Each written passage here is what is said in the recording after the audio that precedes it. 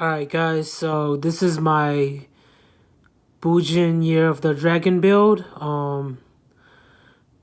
It's actually just Bujin Ra. It's a very powerful deck. Yeah, finally Bujins get the chance to shine.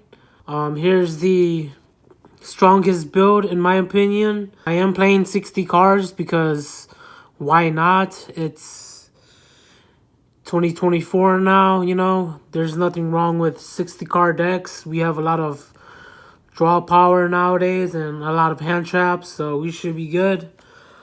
First things first, I run triple Bujin Torfune. If you don't know what he does, he basically special summons out from the deck. You contribute this card, special summon 2 Bujin monsters of 2 different types from the deck in defense position, except Bujin Torfune. When you XYZ summon a Bujin XYZ monster while this card is in the graveyard, you can equip this card to it. Any monsters destroyed by battle with that equipped monster is banished. So yeah, you can normal him, tribute, special from the deck, XYZ into Susanoo, and then since he's in the grave, if he hits the grave, he specials out and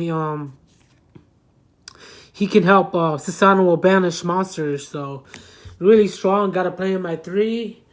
While he's still at 3, I run 3 Bujin Mahitotus. What this card does is you can normal him, or you can use his first effect, which says you can send one other Bujin card from your hand to the graveyard, special summon this card.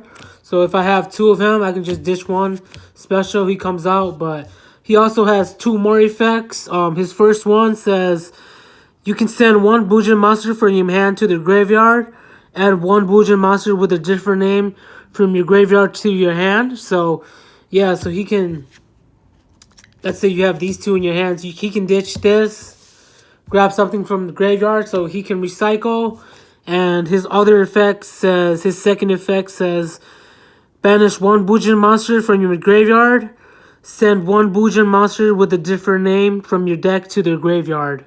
So if this guy's in the graveyard, I can banish this, and then I can foolish burial another Bujin monster with a different name to the graveyard. So yeah, this guy along with Torfune is really good. I was playing him at 2, but you need him at 3 because he's a free special summon easily. And then I do run the double Bujin Yamatos. I did cut him out completely, but what I found was that the deck is more consistent with him. So I was playing him at 1, and then I decided to bump him up to 2 because with him at 2, the deck is just so consistent. Again, he is the searcher, so he's really important. And if you don't open up right or you can't do much, you always have him. So you know what? Bujins are always going to be Bujins no matter what. So I feel like if you're not playing him, it's cool, but I play him because he gets the extra search for me, and I can sit on him and just sit on with my traps. And then I run the one Bujin Hirume. I've been playing her at 2 for the longest time now, but I feel like it's time to bump her down. She's a dead hand if you draw her, but what she does is must first be special summoned by banishing 1 Bujin monster from your graveyard except Bujin Hirume. Its second effect says if this card destroyed by your opponent's card by battle or card effect and sent from the side of the field to the graveyard, and both players have a hand, you can discard 1 card, then your opponent discards 1 card. Okay, so you can only control one of her. So only one now, because the reason why is I made room for Arasuda now. Um, I've been trying to play him for a while now, and I feel like with the new Bujin support cards, um, Bujin Arasuda can see more plays. He can see more plays now because what he does is if something gets banished from the graveyard, he chains from the hand and special summons himself. So you can do a lot of combos with Bujinji here in the graveyard and him. And if you banish with Hirume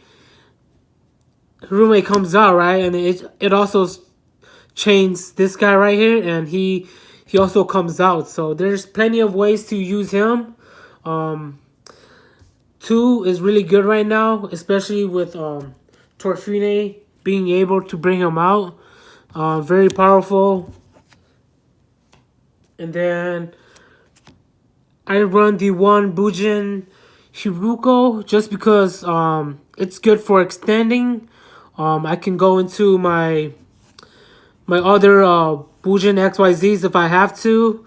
If I really need that mill, because I play Kagatsuchi, so if I need the extra mill, or if I want to go to my second Susanoo, you know, I can always use him. Only 1 because he's the only pendulum, and Bujins don't have that many pendulum monsters, so you only need 1. And then I run the 1 Nibiru, the primal being, because I feel like with Bujins, they're still pretty slow. You're gonna have to main at least 1 because it's still good to main in Bujins. If you don't main this, you might get locked out by Apollosa, or you might get OTK. So make sure you main at least 1.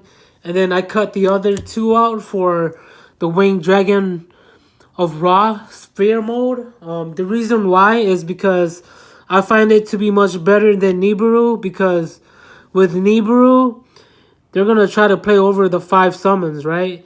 So most of the time, they're going to try to play around that. And then you have the Sphere mode right here.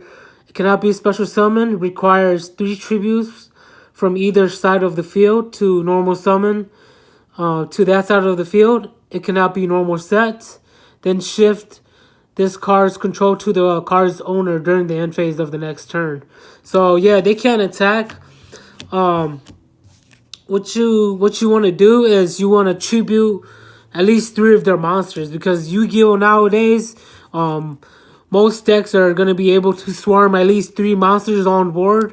Again, like I said, they're going to try to play over Nibiru, but not always. But you know what? Sphere mode just seems like the better option, because it allows me to get rid of the problem cards that are giving this deck problems. And then I run the 1 Winged Dragon of Ra, because to get him out, you need the spheres, or it requires 3 tributes. Cannot be normal summoned or sets. This card looks like a Dragon Phoenix, if you ask me. I really like this art style right here. That's why I chose this card. This card's normal summon cannot be negated. When normal summoned, other cards and effects cannot be activated. When this card is normal summoned, you can pay life points so that you can only have 100 left. This card gains attack and defense equal to the amount of life points paid. You can pay 1,000 life points, then target 1 monster on the field, destroy the target. So yeah, this card lives up to its name. A really nice Egyptian card to help out with the Bujin deck. I would highly recommend. Yeah, it's a great card. And then I run the double Bujinji Turtles still. I like Turtle at 2. I did cut him out, but I feel like you need him at 2 because a lot of cards target nowadays. Spells and monster effects targets all the time. You can even bump him up to 3 if you want, but I still like my 2 ratio. Okay, and then I also run the double Quillen because I find that Quillen makes the deck really aggressive. I was playing Bujin Senyo, but with that card, it's your deck is gonna have to be like pretty much like Bujin cards, for that card to be good. It's a good card, don't get me wrong, but I just find that Quillen is just a better card. It allows me to pop stuff. I can pop monsters. I can pop spells, traps, floodgates. Um, Really good card at 2. And then I run the double Bujinji here because this card is to combo off of Arasuda because you can just banish this card, protect one of your Bujin monsters on board, and then he's a free special summon. So I still like Bujinji here at 2 because it's great at 2. And then I also run the 2 Bujinji cranes because it's searchable and it's pretty much all you need because I'm already running double honest. Double honest is really good. You can cut the third one out because you don't really need the third one nowadays, but it's always nice to have 2. I did cut him out completely, but it doesn't work well without honest, believe me. And then onto my hand traps, I run double Drone Lock Bird. I would recommend this card over Ash Blossom just because with Ash Blossom, it can only stop 1 special summon and 1 search. But with Drone Lock Bird, it can stop searching for an entire round. So that's what you need to help you with the Bujins because Bujins, they're a really slow deck. They make 1 play at a time per turn or maybe 2 even if they can, but that's about it. So with Drone Lockbird, you're really able to kind of control what they search. And then other hand traps that are good, double Ghost Ogre and Snow Rabbit because this card, I can pop stuff and I can also destroy monster effects. So that's the thing Bujin really lacks is stopping monster effects. So if you carry the Ghost Ogres, it helps you out a lot, tremendously. I think it's better than Ash Blossom, but to each their own. But in my opinion, it deserves a spot in Bujins over Ash Blossom.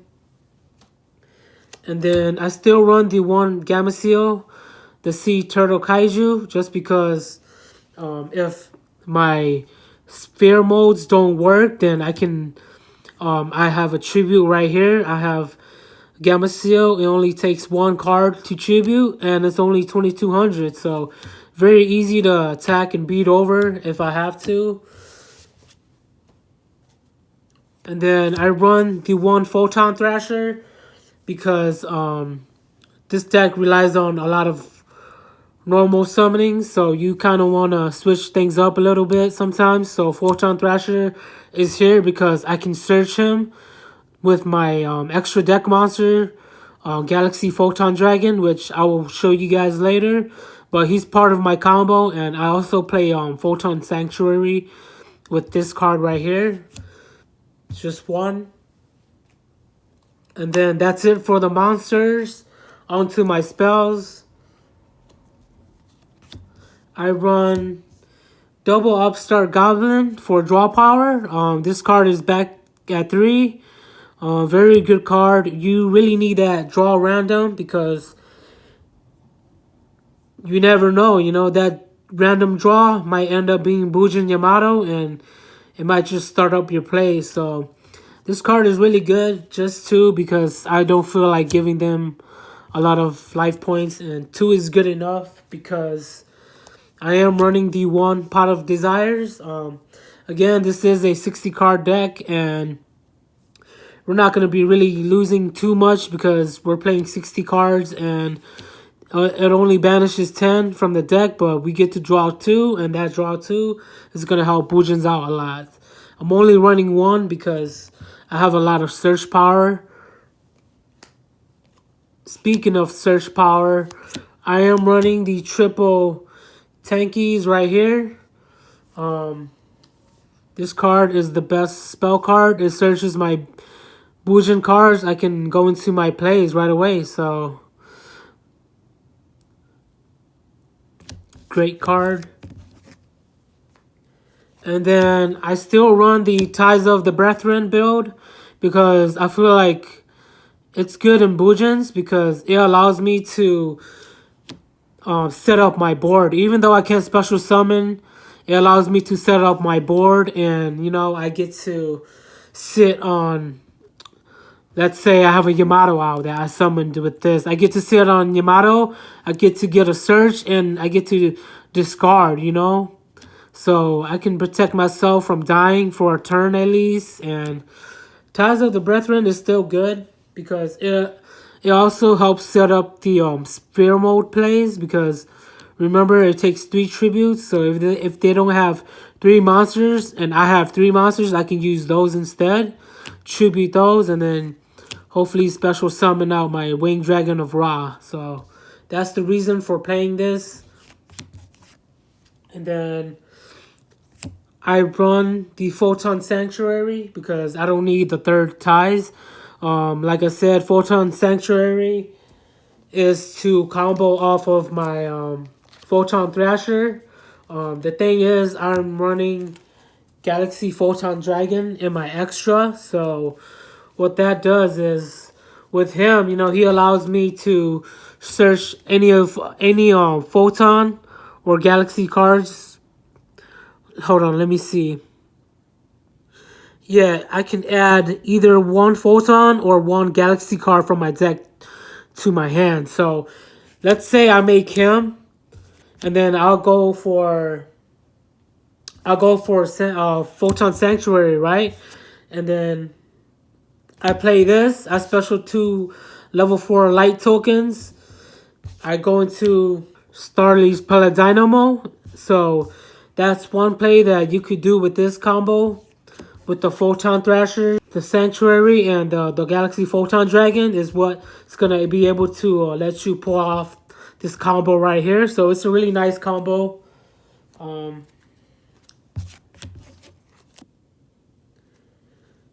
then I run the 1 pot of Duality because I did wanted to run the 2nd pot of Desires, but the thing is I didn't want to banish too much, and Pot of Duality has always been a part of Bujins. It used to be at 3, but it's 2024 now. You can play it at 1. I feel like it's still good at 1 because if we don't open up right, we can just normal summon, get the extra search, you know? Or if we don't open up right, if we can't special summon, we can play this, search 3 deep into the deck, hopefully draw Yamato, normal him, and then he can set you up for the next turn, you know? So Pot of Duality is still a must. And then on to my field spell. I run double Black Garden. Bujins work really well with floodgates, and just about every floodgate that there is, Konami likes to hit them, and they affect Bujins as well. Bujins work really well with Mystic Mine, Chicken Game, and yeah, those are just a few of the field spells that Bujins can work really well with. But the most underrated one is definitely Black Garden, because what it does is it allows you to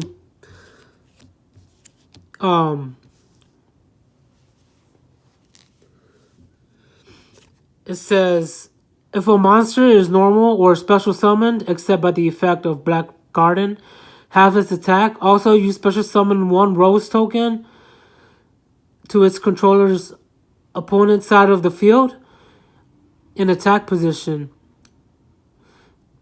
You can target 1 monster in your graveyard with attack equal to the total attack of all plant monsters on the field. Destroy this card and as many plant type monsters on the field as possible. Then if the total attack of these destroyed monsters on the field is equal to the target's attack, special summon that target. So what this card does is it can help set up my board. Let's say I don't open up with anything. I only have Yamato. Let's pretend this is Yamato. I play Black Garden. Next turn, my opponent special summons. Let's say he brings out 5 monsters on board, right? So I get like 5 tokens. He destroys like half of them. I get 1 token left. That's another way you can protect yourself with Black Garden. It's just there to help set up your board so that your opponent doesn't completely OTK you, and so that you can link away the tokens and your monsters for extra plays. So that's one of the plays that Black Garden can give you. The other play is the second effect that I just read to you guys. What you guys got to know is that if you have 3 plant tokens, special summoned by this effect, which they're all 800 attack each, right? So if you have 3 on board, and you have this on the field spell, right? And you have 3 tokens, 3 800 attack tokens on board. What you can do is you can destroy them all by using this effect and destroy this card, and then special summon Bujin Sasano from the graveyard. Yeah, you can, if he's in the graveyard, you can do this, you can pull this off, right? You can destroy 3 tokens, destroy this card, I believe. Yeah, you destroy 3 tokens. This card, you get to special him out. Because why? Because 800 times 3 is 24, right? So he's exactly 24. So that's why we play Black Garden. Because that's one of the combos.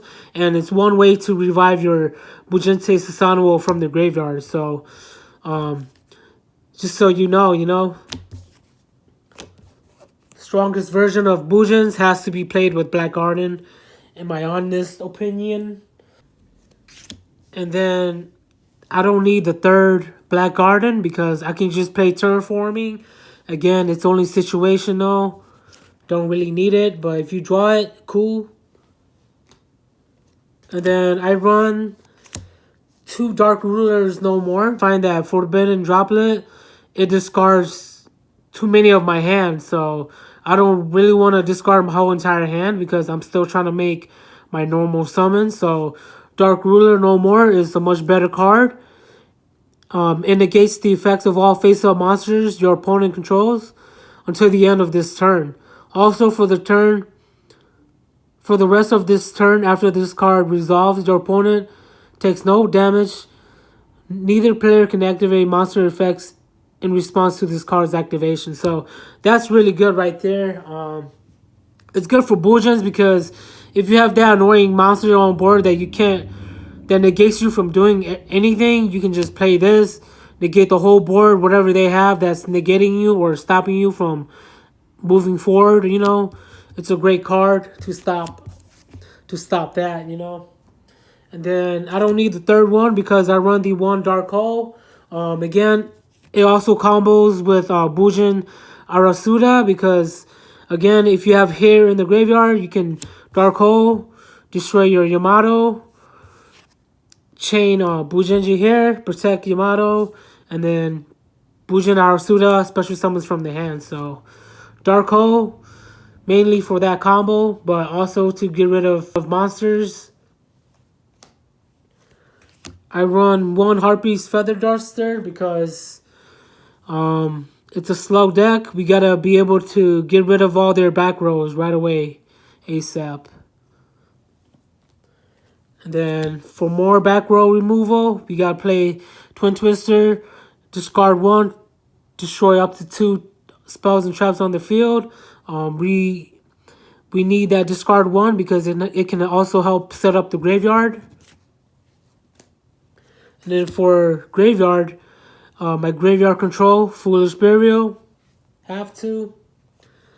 And then Monster Reborn because I don't play Bujin Carnation because that card is too slow before you get, sometimes, you might not be able to set up your graveyard, and before you know it, you're already OTK'd and Bujin Carnation is dead because nothing's in the graveyard. So you're pretty much screwed. Monster Reborn all the way. one called by the grave because we gotta make sure our effects go through.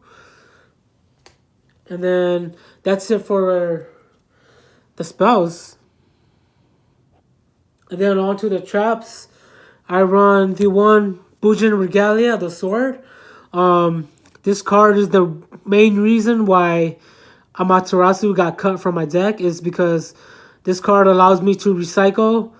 I can target one Bujin monster in my graveyard, add it to my hand, or I can target one of the banished Bujin monsters in the banished realm and send it back to the graveyard. So it's a good recycling card.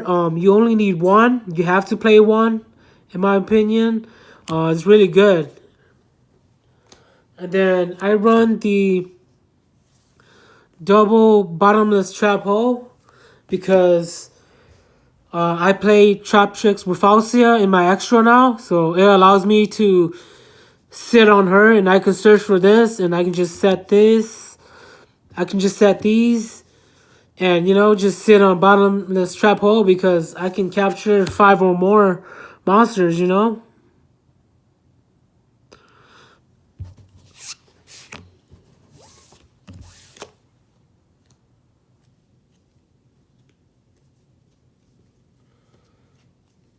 And then I run the one Call of the Haunted because this deck is a little bit inspired by Stellar Knights, if you guys remember that deck. It's not quite up there yet to Stellar, in my opinion, but the swarming of the field and, the getting cards to the graveyard and special summoning from the hand is a lot quicker now. So compared to the OG Bujins, so Call of the Haunted is a great card to use right now. And then I run the one, There Can Only Be One. This card got hit to 1, so there's a reason why. It's really good. Each player can only control one monster of each type. If a player controls 2 or more monsters of the same type, they must send some to the graveyard, so they control no more than one monster of that type. So great for dragon decks, great for decks that like to swarm. If they have too many monsters out, you can just activate this, say goodbye to their field. And then I run the one Evenly Matched because with Bujins, you can get OTK'd and we're not taking any risks because we want to make plays and we only make one play at a time. And we want to survive for as long as possible and we want the opponent to suffer and get punished as well. And then I was going to run the second one, but it's in the side. I decided to run Solemn Warning instead because before, why let them attack me when I can just stop their summons right away? It's 2,000 life points, but it's all worth it because this card is still OP to this day. Alright guys, now on to my extra deck. I am running one Nightmare Unicorn because this card is the Del Toro's replacer. I mean, it's the Link era now, so we have to play Link monsters, and this card requires 3 Links, but I can blow back cards, so it's a really nice card.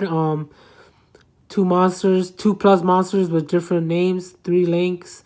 If this card is Link summoned, you can discard 1 card, then target 1 card on the field, return it to the deck. So we use it for that. It's a great card. And then my second Link, I run the one Bujinki Ahashima. This card is good. It's been seeing plays in other decks as well, not just Bujins, because it's not just, it doesn't require Beast Warriors to make this Link. It just requires 2 Links and 2 monsters with the same level. So if this card is Link summoned, you can special summon 2 monsters with the same level, 1 from your hand and 1 from your graveyard, but negate their effects. And immediately after this effect resolves, XYZ summon 1 XYZ monster using those 2 monsters only.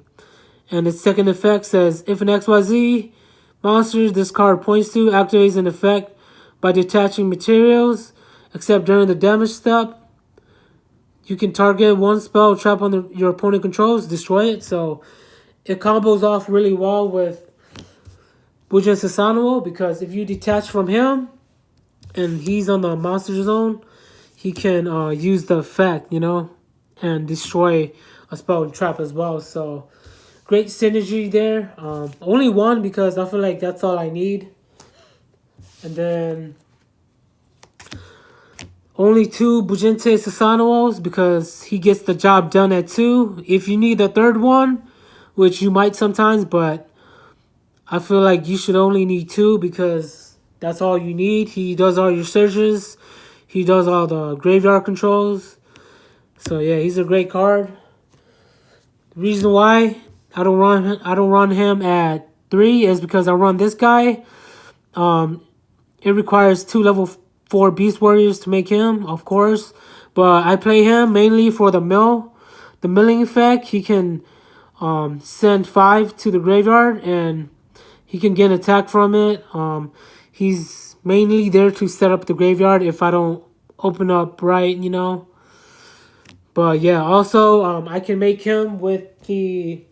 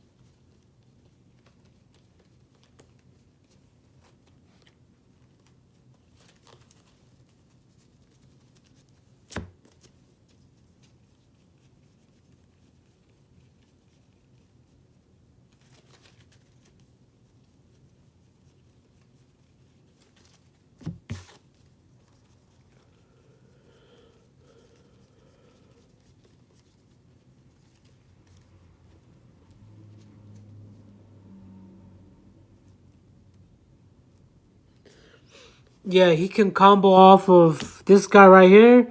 That's why I play him because sometimes if you don't have the graveyard set up, you can just pendulum this, use its effect, get rid of your Susanoo, go into him, set up your graveyard. So he's good.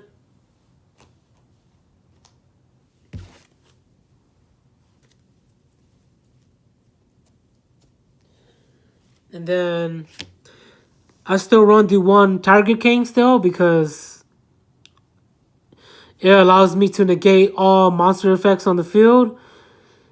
Still a good card to go into. And then for my Utopia package, I'm running the one Utopia.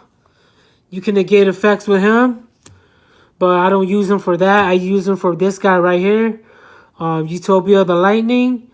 What you want to do with him is you can also XYZ summon this card using a rank 4 Utopia monster, this guy right here. If this card battles, your opponent cannot activate cards or effects until the end of the damage step. Once per chain during damage calculation, if this card battles an opponent's monster, while this card has a Utopia XYZ monster as material, quick effect, you can detach one material. You can detach 2 materials from this card. This card attack becomes 5,000 during the damage calculation. So we play him for that effect. He becomes 5,000 during the damage calculation. So he's really strong. He allows me to beat over strong monsters. So I like this combo right here. And then on to my Galaxy Photon Dragon and Starleaf Paladinamo combo. Like I said, this is the reason why I play him because he can search my Photon Sanctuary from the deck or my Photon Thrasher, and I'll be able to special summon and go into him because he requires 2 lights and you can only special summon lights. So yeah, he can combo off of him too. So yeah, these two, they go together. And then Heartland Draco for the grind game. I chose this over Gaga Cowboy because it's the year of the dragon, and I've always liked Heartland Draco. It allows me to attack their life points directly, especially if I have Tenki that's dead on my field. You know, I can go into her, and then I just attack for life points. Great card. And then, like I told you guys, I play the one Trap Chicks Rafflesia because Rafflesia is only 2 level 4s to make. And I can make her, put her on defense because she has a 2500 booty. I can search my bottomless trap hole, set that, and then, you know, hopefully capture his plays. So, Trap Chicks Rafflesia has definitely been a good upgrade to my Bujins. And then I run the one Exeter Knight because we don't have SP Little Knight anymore and we don't need him. Yeah, Exeter Knight gets the job done, so you need him because he will protect you. Then you can play a second Exeter Knight, which I would recommend, but I chose the 101 Honor Arc because this card is still the best level 4 there is to this day, alongside Exeter Knight, but I want to play both for 2024, so. And then last but not least, I play the one King Gorgon Anti-Luminescent Knight.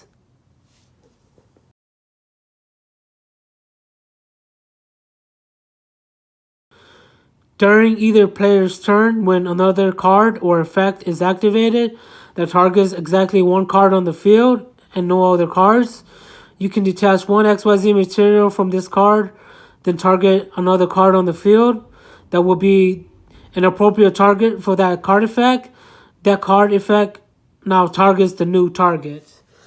So yeah, if you're confused, what he does is if you target him, he can change the target to something else. So he's there mainly to counter Castera Fenwar because that card allows you to banish face-up cards, right? So you can, if you have him on board, he can protect yourself, and you can reverse the bounce and reverse that targeting and banishing back to him, back to your opponent. So very great card. Also, if they target it to bounce back, you know, you can just change the target to another card. So it's really good. It can also protect your back row if they MST or if they Twin Twister. You can detach, change the target to another spell or trap. So very great card.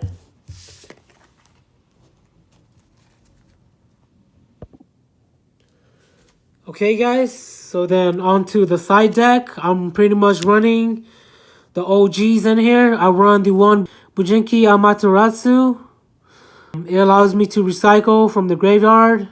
I can also target my banished level 4s and add it to my hand. So a great recycling card. I run the one Stellar Knight Dalturos and the one Abyss Dweller. Again, these are all the OGs that I had to cut out to make room for the newer cards. They're so good, and you can definitely play them over what I have on the extra, but I keep them on the side just because they belong there. The Abyss Dweller to stop graveyard effects. I run the one Diamond Dyer because I still like his combo with Bujinji here. And he's a beast, so he's a beast warrior to me.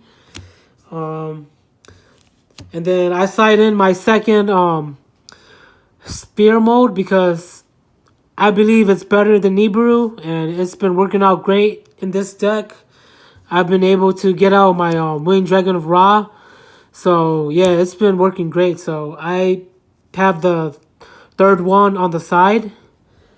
And then I play the one Ash Blossom over Nibiru because I needed a way to stop more searches. So I just decided to run one Ash Blossom just because I think it's better than Nibiru for now.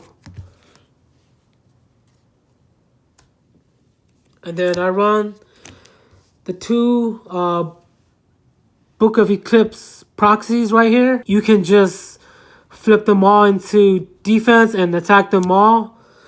Make your job easier if they have high attacks. It's a really good card. Also, I use it because I combo off of Kaio. I carry Kaio as well for my trap. During the turn this card is activated, if a beast warrior type monster you control attacks a defense position monster, you can inflict piercing damage to your opponent. So if I side in the Eclipse, I'm going to side in Kaio because it's Beast Warrior support and Bujins are Beast Warriors. So this combo is really good. It's good for those decks that likes to float as well because sometimes they can be destroyed and they just keep floating and they just keep setting on the field. So you can just kind of punish them for that with Kaio and Book of Eclipse.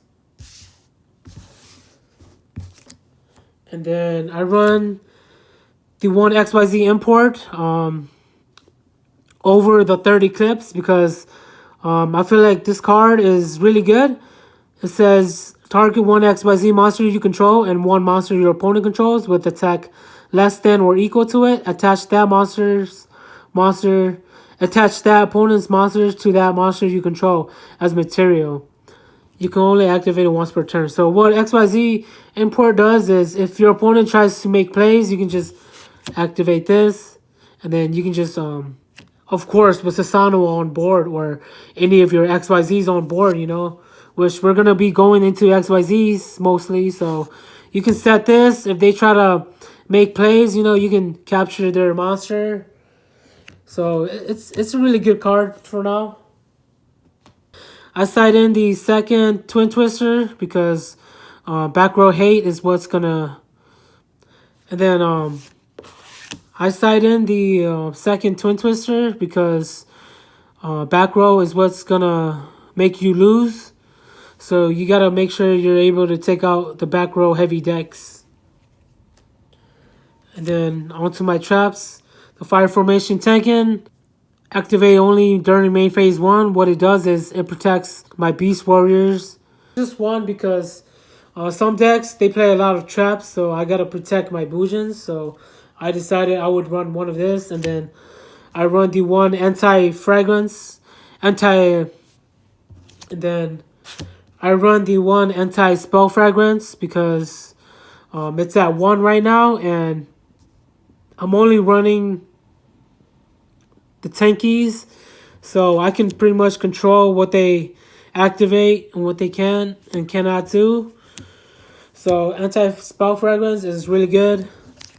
And then of course my Fire Formation Kaio that I just showed you guys before, I'm only running one. So yeah, there's that, just one of each. The only 2 Fire Formation cards that I run, my Bujins.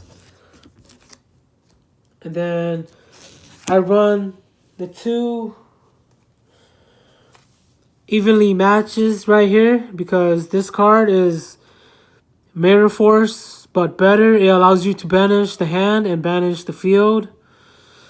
Or not the hand, but it allows you to banish the field, you know. So it's a really good card. Still at 3, use it while you can. I chose this over Nibiru for Bujins, and I know that's crazy, but there are way better cards than Nibiru that you could play in Bujins right now, and these are the cards that I recommend. So